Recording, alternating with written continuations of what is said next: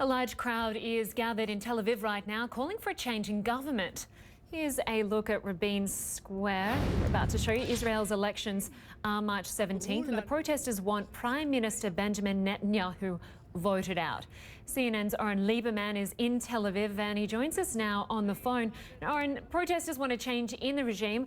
What are they hoping a new government will deliver? Well, Lynda, the big push here and the central part of this organization isn't telling people who to vote for, it's telling people who not to vote for. This is all about changing the government, getting Benjamin Netanyahu out of the premiership and getting somebody else in there.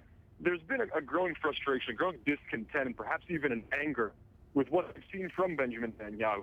A lot of that anger, a lot of those emotions focus on a number of different issues. For example, the lack of progress of peace negotiations, as well as the economy, which is a huge issue here.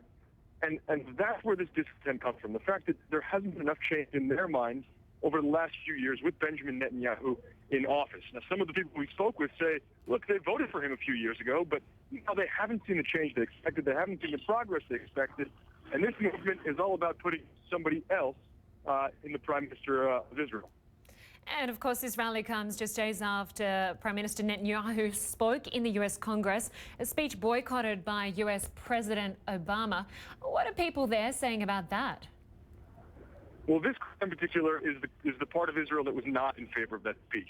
That speech was very polarizing here. Some people supported it, others did not. And it was a pretty even split from the numbers we saw, not only in terms of specifically on that question, but also in terms of what political party people favored. So the elections are very close, and that speaks to that as well.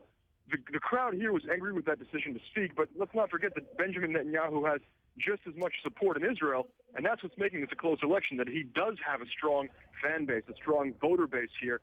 And for all of these people that don't support him here, there's a similar crowd that's ready to vote for him in 10 days here in Israel. And of course, he is seeking a fourth term in office. What are his chances? That's an excellent question.